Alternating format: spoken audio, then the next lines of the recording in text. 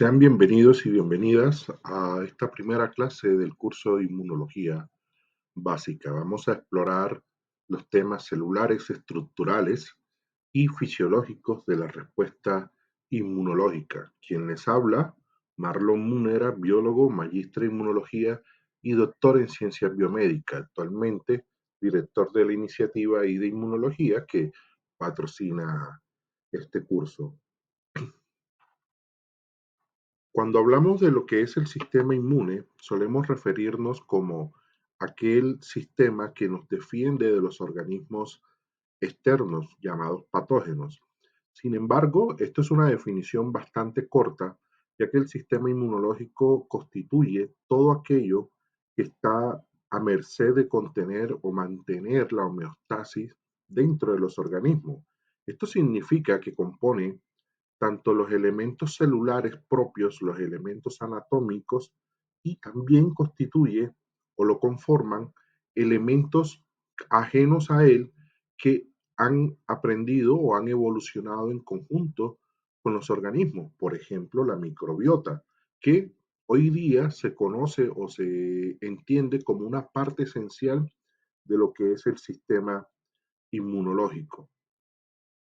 Hay que resaltar que el sistema inmunológico está presente en diferentes tipos de organismos. Lo podemos encontrar desde organismos acuáticos comunitarios, pasando por plantas, y presente en los organismos conocidos como superiores o los mamíferos como nosotros. Cuando solemos abordar lo que es el sistema inmunológico, nos encontramos con una cantidad de células que hacen parte de las funciones esenciales del sistema inmunológico. Para entender el sistema inmunológico hay que definir de dónde vienen estas células. Una de las primeras cosas que hay que decir es que estas células suelen venir inicialmente de la médula ósea. Esta médula ósea contiene células hematopoyéticas que son pluripotenciales. Estas células pueden dar origen a dos grandes linajes, conocido como linaje mieloide y linaje linfoide. Para un mejor entendimiento, vamos a tomar que este linaje linfoide va a dar lugar a la parte de los linfocitos, principalmente linfocitos T o linfocitos B. Va a constituir esa respuesta inmune adaptativa que exploraremos en otro capítulo. Pero además, en ese origen linfoide, tenemos células asesinas naturales que tienen características de linfocitos y tenemos células dendríticas. Estas células dendríticas también las podemos encontrar en el otro linaje conocido como mieloide. Entonces hay que entender que esto de los linajes mieloides y linfoides es una manera de clasificar el origen de estas células. Por el lado mieloide, vamos a tener que aquí se constituye todo el grupo de células como los eosinófilos, neutrófilos, monocitos, que dan origen a macrófagos y a células dendríticas, basófilos, plaquetas y eritrocitos. Como pueden notar, este origen mieloide tiene un repertorio mayor que el origen linfoide, pero no se confundan, esto no significa que el uno es más versátil que el otro o que es más importante. Simplemente nos está diciendo que esa heterogeneidad que observamos en el sistema inmunológico está condicionado por dos tipos de linaje. Uno de los aspectos más importantes de lo que es el sistema inmunológico es que tiene una gran diversidad en forma y funciones. ¿Esto qué significa? Que podemos encontrar toda una pletora o todo un conjunto de células como granulocitos, células dendríticas, macrófagos, células T, linfocitos NK o células NK y linfocitos B. Estas células en conjunto tienen también diferentes funciones. Podemos ver que las células dendríticas pueden tener propiedades de captación de antígenos. O sea, esto significa que pueden fagocitar partículas o patógenos enteros y contribuir a su erradicación, pero no son las únicas funciones que cumplen las células dendríticas. También los macrófagos pueden ayudar a generar fagocitosis y a mantenerlo. Pero un aspecto importante de las células del sistema inmune es lo que se conoce como su plasticidad celular. O sea, esto significa que esta plasticidad celular permite que un mismo grupo de células adquiera diferentes funciones.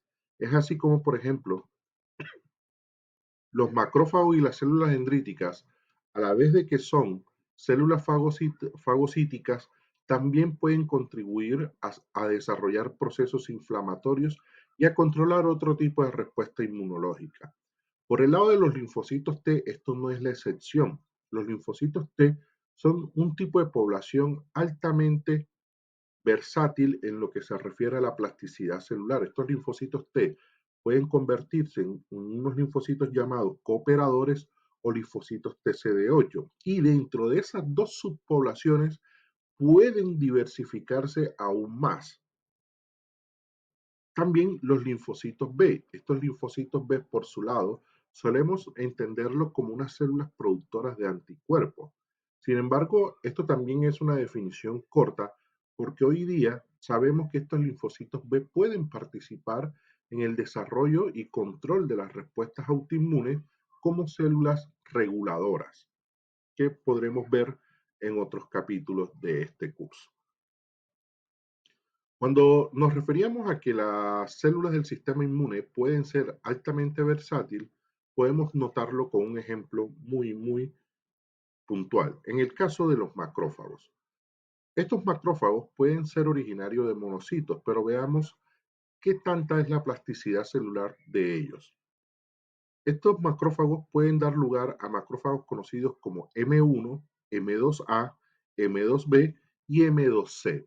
Esta terminología se va a referir a que estos macrófagos son activados en condiciones inmunológicas completamente diferentes. Por ejemplo, veamos un caso. Estos macrófagos conocidos como M1 son activados en presencia de interferón gamma, una citoquina que ayuda a activar la respuesta inmune contra bacterias y otras sustancias conocidas como LPS o lipopolisacáridos. Estos macrófagos, si nosotros vemos esta lista de moléculas, vamos a encontrar que producen interleuquina 6. La interleuquina 6 es una citoquina proinflamatoria que ayuda a producir un tipo de moléculas conocidas como reactantes de fase aguda, entre ellas la proteína C reactiva que tiene múltiples funciones, entre esas ayudar al reconocimiento de bacterias. También podemos ver que producen interleuquina 1 beta y factor de necrosis tumoral alfa, dos citoquinas proinflamatorias bastante expertas en su función. Entonces podemos concluir que este tipo de macrófagos tiene una capacidad de generar o de participar en el control de bacterias, ¿estamos? Y a la vez tiene la capacidad de generar respuestas inflamatorias dado el tipo de citoquinas que producen. Pero veamos un ejemplo completamente distinto. Podemos estar del otro lado de la ecuación y encontrarnos que diferente a lo que hace el macrófago M1, este macrófago conocido M2B produce interleuquina 10. Esa interleuquina 10 es una citoquina reguladora, es una citoquina que puede reducir la capacidad de activación de otras poblaciones celulares. Ustedes se podrán preguntar por qué el sistema inmune necesitaría que las células se apaguen o se regulen.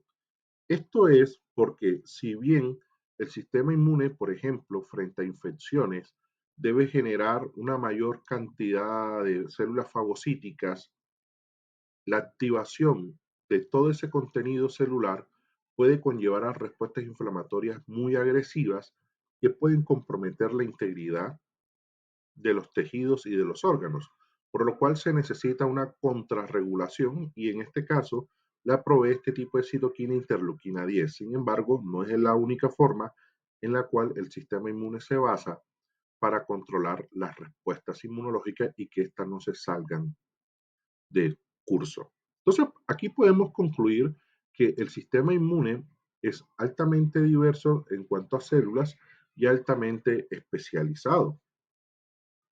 También este nivel de especialización lo vamos a ver reflejado en el tipo de receptores que expresan las células del sistema inmune. Una de las cosas que hay que entender de la inmunología o de la inmunidad es que no todas las poblaciones celulares se activan contra lo mismo. ¿Qué significa esto? Una célula que se activa frente a una bacteria no va a expresar los mismos receptores que una célula que se expresa frente a un virus o una célula que se expresa o se activa frente a un hongo. Entonces, ese tipo de estímulo antigénico, o sea, ese tipo de respuesta inmune que se está induciendo, va a condicionar el tipo de receptor que van a expresar estas células. Entonces, podemos tener células como los macrófagos que pueden expresar una gran variedad de receptores, entre ellos receptores como TLR, que son una familia de receptores bastante diversa, lo vamos a ver también en las próximas clases, receptores para lentivirus, receptores incluso para VIH, receptores para el virus de Epstein-Barr. Entonces, como pueden notar, a nivel de receptores, esa especialización del sistema inmune nos va a indicar que una población celular se ha activado frente a un estímulo antigénico particular y es la forma en cómo el sistema inmune va a garantizar que la respuesta inmunológica que se está activando sea específica y sea óptima. También estos macrófagos pueden expresar receptores tanto contra patógenos o contra incluso residuos de las propias células y de los mismos patógenos. Por ejemplo, los macrófagos son un tipo de población celular muy conocida por ser un tipo, como suelo llamarlo yo, un escarabajo inmunológico. Él se encarga, a través de unos receptores conocidos como scavenger, de fagocitar aquellas moléculas de desecho que han surgido producto de la respuesta inmunológica. Esto con el fin de que esos desechos no activen la respuesta inmunológica de manera innecesaria. También hay que entender, entre estas generalidades del sistema inmune, que todo reconocimiento promueve una respuesta inmunológica. ¿Qué significa esto? Esto significa que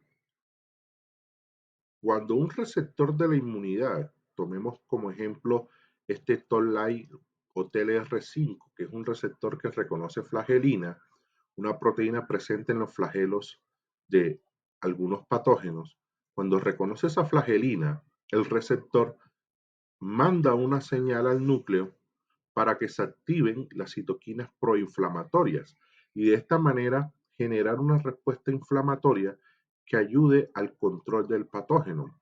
Hay que entender que la respuesta inflamatoria es de los primeros mecanismos que se activan contra los patógenos y busca generar un estado de activación, sea local o sea sistémico. Pero aquí la lección es, todo reconocimiento promueve una respuesta inmune. Siempre que un receptor de la inmunidad reconozca una molécula de un patógeno, tiene el potencial de inducir una respuesta inmunológica. Ahora, este tipo de receptores ayuda al sistema inmune también a discriminar cuando se trata de un virus, cuando se trata de un hongo, cuando se trata de un parásito o cuando se trata de una bacteria. ¿Estamos? Como les he enseñado hasta ahora, es importante diferenciar qué clase de patógeno es, porque de esta manera el sistema inmune va a lograr especializar sus células para reconocerlo, ya que una célula activada contra bacterias, por ejemplo, difícilmente será capaz de hacerle frente a un virus. Entonces, esa capacidad de diferenciación y de especialización es vital para que el sistema inmune logre ejercer un control eficaz.